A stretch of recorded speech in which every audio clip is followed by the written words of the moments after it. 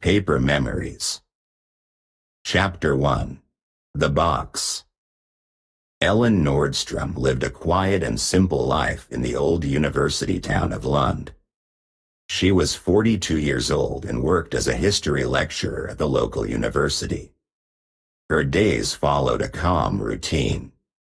She walked to campus in the morning, gave lectures about ancient civilizations, and returned home in the afternoon. Her evenings were peaceful. She read books, listened to classical music, and cared for her small garden behind the house. She liked order and silence. She didn't have many friends, but she didn't feel lonely. Her world was made of books, memories, and slow hours. After her aunt passed away, Elin inherited a small house on the edge of town.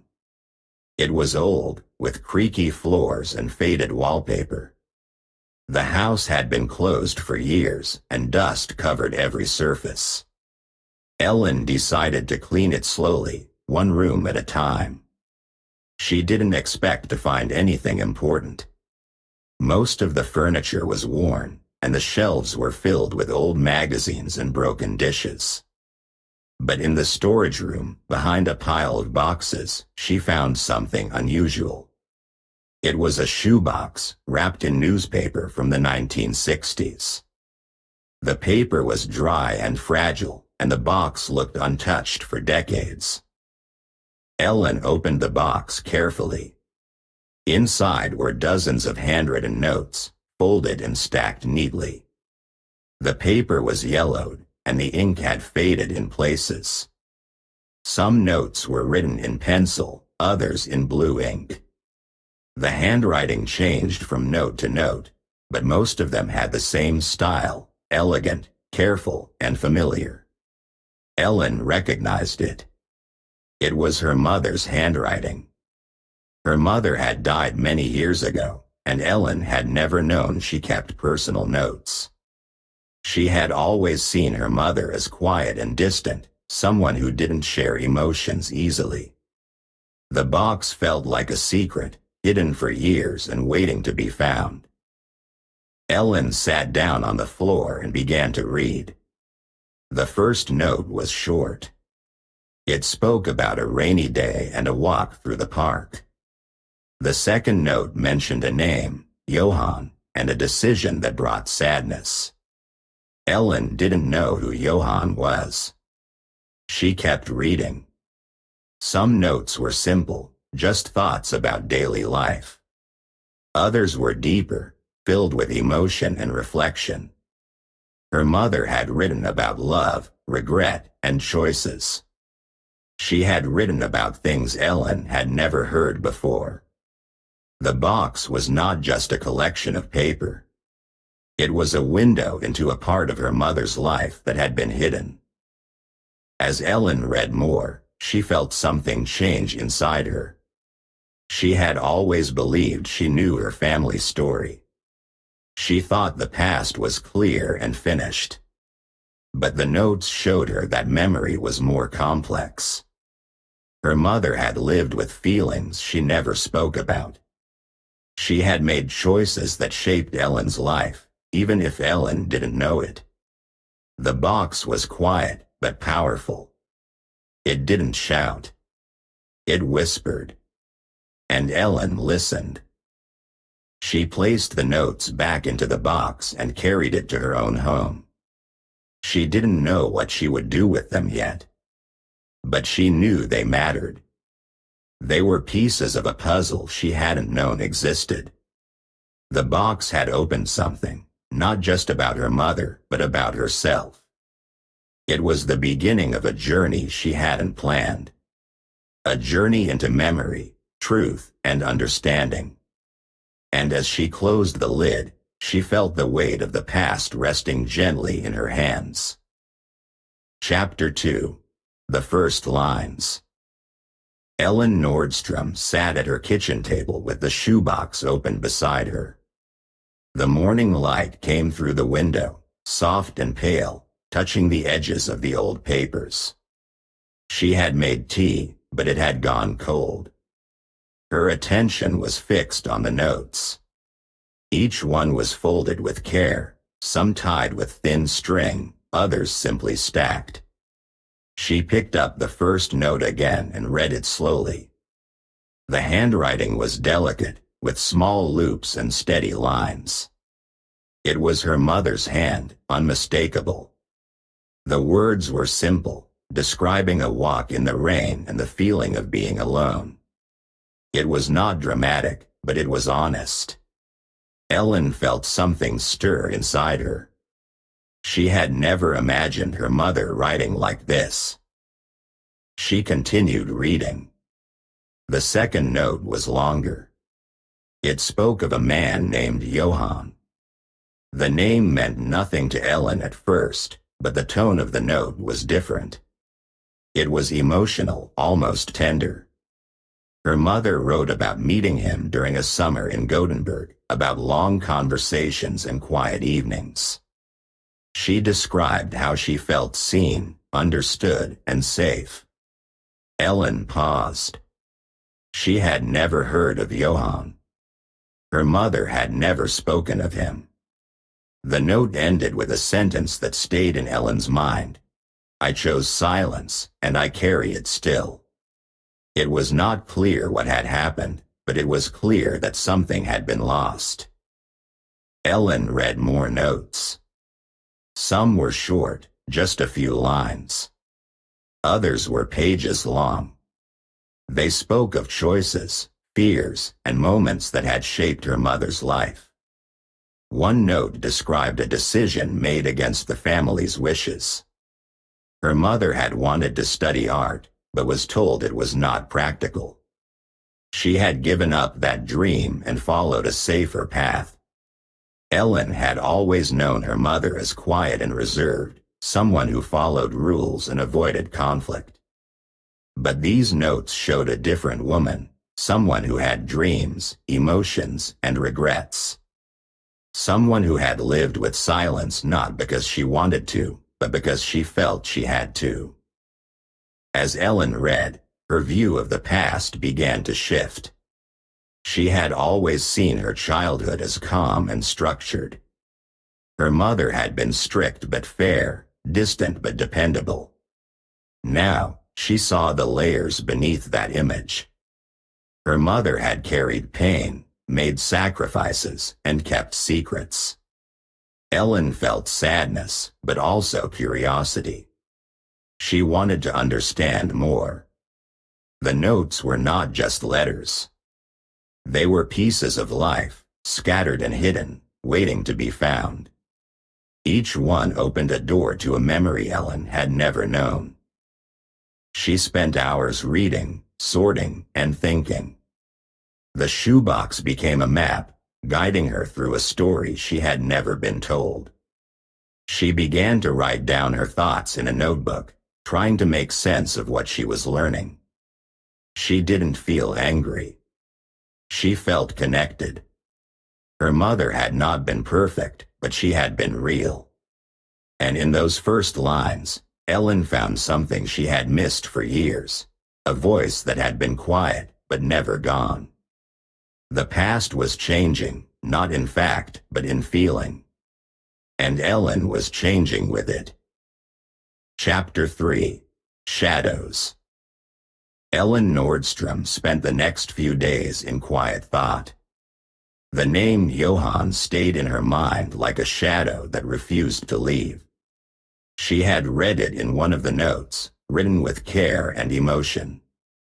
Her mother had mentioned him only once, but the way she wrote made it clear that he had been important. Elin had never heard of him before. She had grown up believing another man was her father, a quiet, distant man who had passed away when she was a teenager. There had never been questions. Her mother had never spoken about the past. But now, Elin felt that something had been hidden from her, something that changed everything. She decided to search for answers. As a history lecturer, she knew how to look through archives and records. She went to the university library and asked for access to old letters and documents.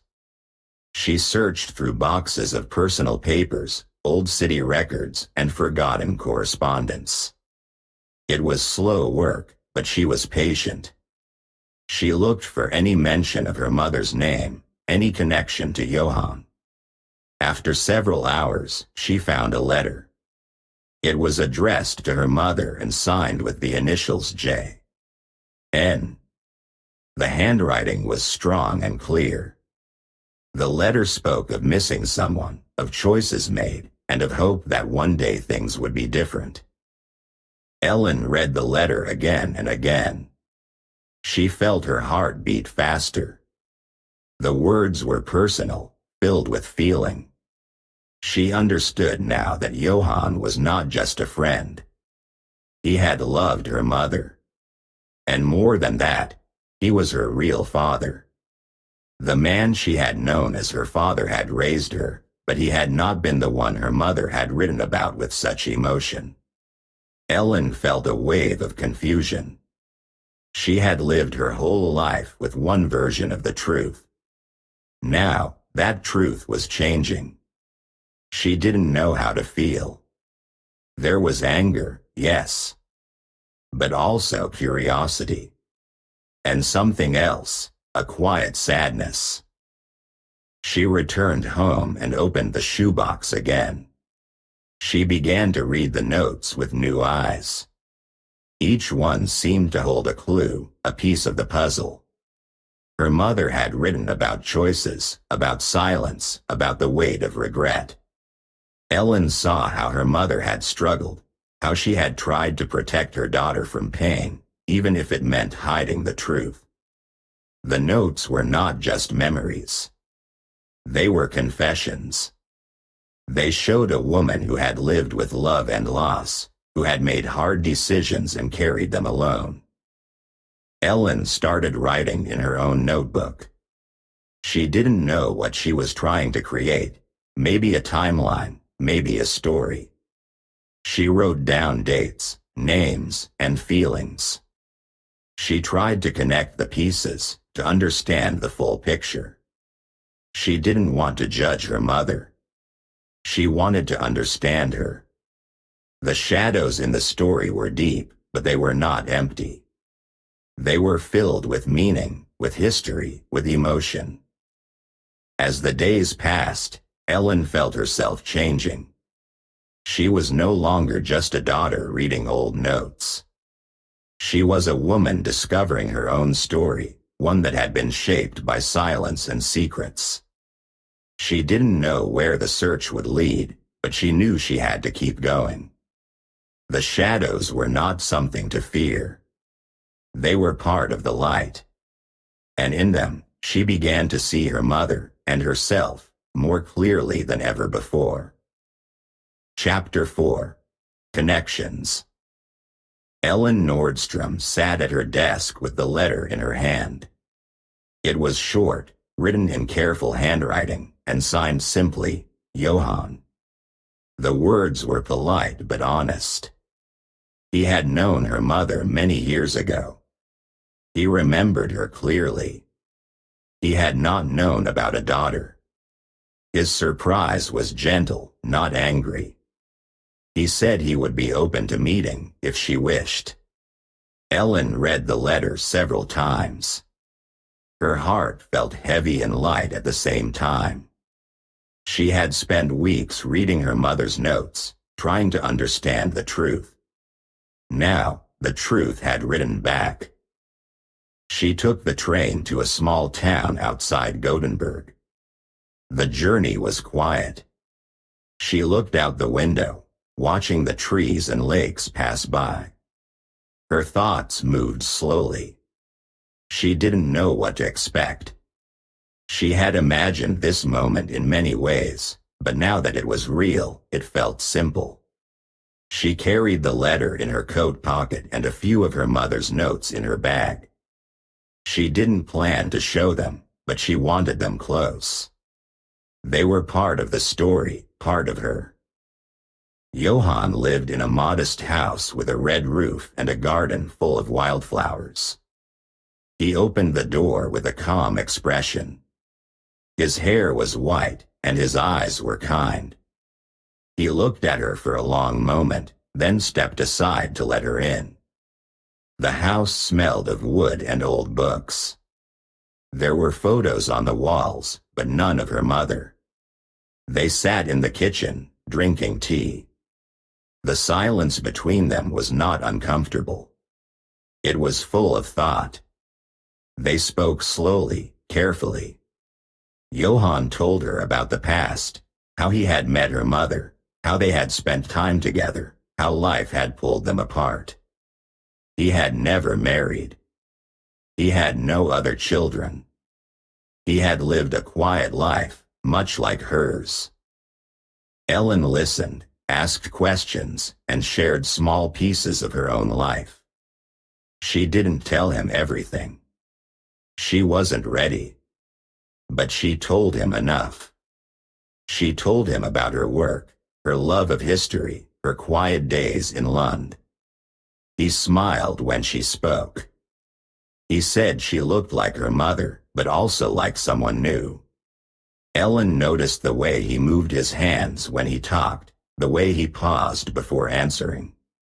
She saw small things in him that felt familiar. A way of thinking. A way of being. She didn't need proof. She felt it. They talked for hours. The sky outside turned gray, and the light in the kitchen grew soft. Elin didn't want to leave, but she also didn't want to stay too long. This meeting was not about answers. It was about connection. She had come to see a man from her mother's past, and she had found something more. She had found a part of herself. Not a missing piece, but a quiet truth. Something that had always been there, waiting to be seen.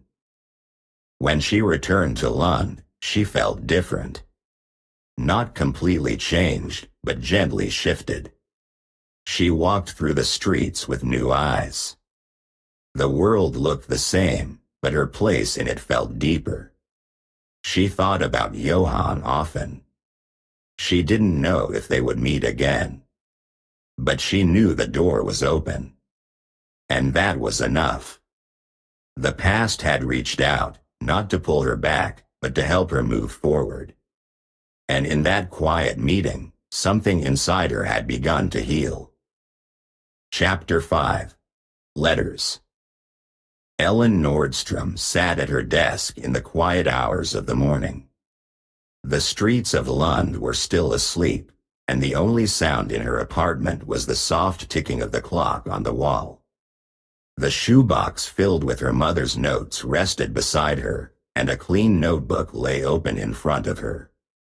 She held a pen in her hand, unsure of where to begin.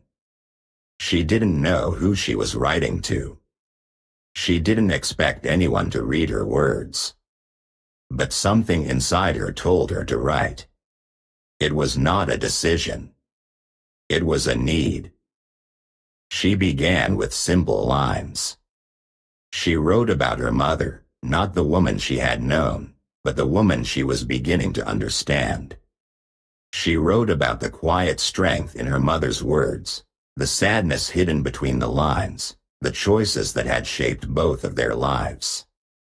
Elin didn't try to explain everything. She didn't try to solve the past. She just wrote what she felt. Her thoughts came slowly, like water dripping from a tap. But once they started, they didn't stop. Her writing became a daily habit. Each morning, before her lectures, she sat at her desk and filled a few pages. She wrote about her own life, her memories, her fears. She wrote about being a daughter, about growing up in silence, about the questions she had never asked. She wrote about Johann, the man she had met only once but who had changed her view of herself.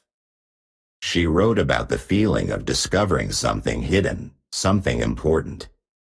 Her words were not perfect. They were honest. Elin didn't show her letters to anyone. She kept them in a drawer, stacked neatly, like the notes her mother had left behind. But the act of writing changed her.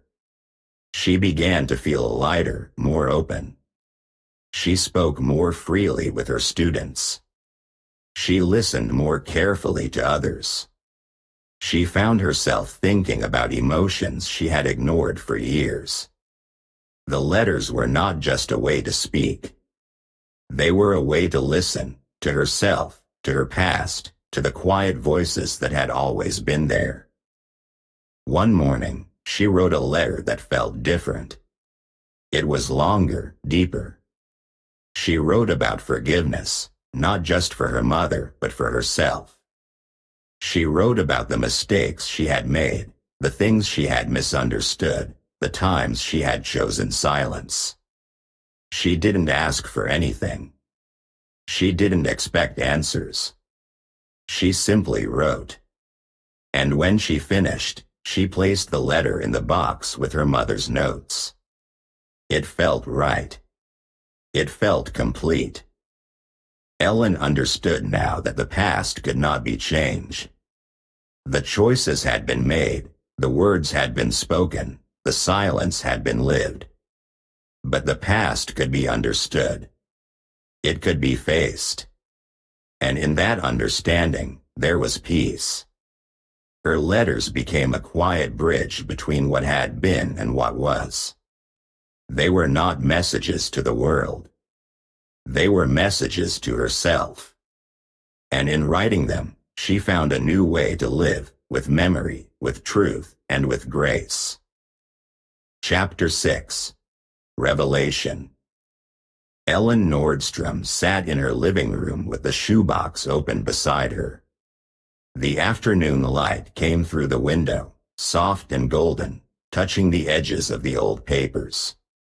She had read many of the notes already, but one had slipped between the folds and remained hidden until now. It was smaller than the others, folded tightly and written on thinner paper. She opened it slowly, sensing that it might be different. The handwriting was her mother's, but the tone was more personal, more fragile. It began with a simple sentence, but the meaning behind it was deep. Her mother had written about a choice between love and stability. As Elin read the note, she felt her breath slow. Her mother had loved someone deeply, but had walked away from that love to follow a safer path. She had chosen a life that looked proper, that fit the expectations of others. She had married a man who could offer security, but not passion. She had raised a child, kept a home, and lived quietly. But inside, she had carried a sadness that never left. The note did not blame anyone. It did not ask for forgiveness. It simply told the truth. Her mother had given up something important, and she had lived with that decision every day. Elin sat still for a long time. She thought about her childhood, about the way her mother had behaved. The coldness, the distance, the silence, it all made sense now. Her mother had not been cruel. She had been tired. She had been protecting herself. She had built a life around control and routine because it was the only way she knew how to live with regret. Elin felt a wave of emotion. She had spent years wondering why her mother had been so quiet, so closed. Now she understood. Her mother had lived with a wound that never healed. She didn't feel angry. She didn't feel betrayed. She felt close to her mother in a way she never had before. The note was not just a confession. It was a gift. It allowed Elin to see her mother as a full person, not just a parent. It showed her that behind the silence was a story, and behind the story was a heart. Elin placed the note gently back into the box and closed the lid. She didn't need to read more that day. She had found something important. That evening, Ellen walked through the streets of Lund. The air was cool and the sky was clear. She passed the university, the bookstore, the cafe where she sometimes sat alone. Everything looked the same, but she felt different. She carried the truth with her, not as a burden, but as a light. She understood now that people make choices, and those choices shape their lives. Sometimes they choose safety over love. Sometimes they choose silence over truth. And sometimes they live with regret not because they were weak, but because they were trying to survive. Ellen didn't judge her mother. She accepted her. And in that acceptance, she found peace. She realized that she, too, had made choices in her life, some out of fear, some out of habit. But now she wanted to live differently. She wanted to be honest, open, and brave. The note had changed her, not by giving answers, but by showing her the value of truth. She walked home slowly, feeling the quiet strength of her mother's words. The past could not be changed, but it could be understood. And in that understanding, Ellen found her release. Chapter 7. A New Ellen. Elin Nordström walked through the university halls with a different presence. She still wore her usual clothes, simple skirts, soft sweaters, and her hair tied back, but something in her face had changed.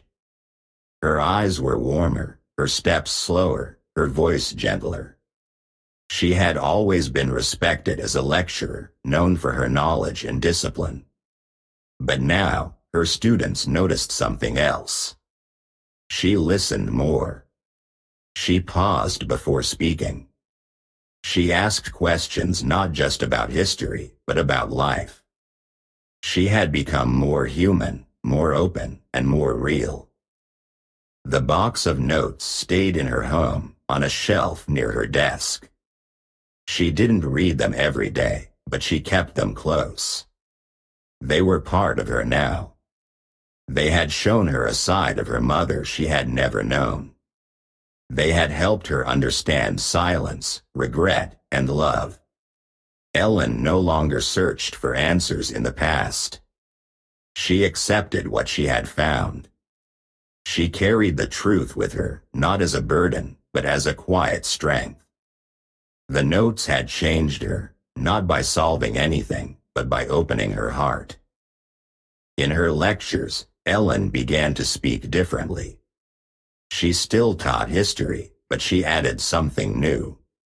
She talked about memory, about how people remember events in different ways. She spoke about choices, and how every decision leaves a mark. Her students listened with interest. They felt that she was not just teaching facts, she was sharing something personal, something meaningful. Ellen didn't tell them about the box or the letters. But her words carried the weight of experience. She had learned that history was not only about dates and wars. It was also about people, emotions, and stories that were never written down. Outside the classroom, Ellen spent more time with others. She joined small gatherings, visited old friends, and even wrote letters to people she hadn't spoken to in years. She didn't try to fix the past. She simply reached out.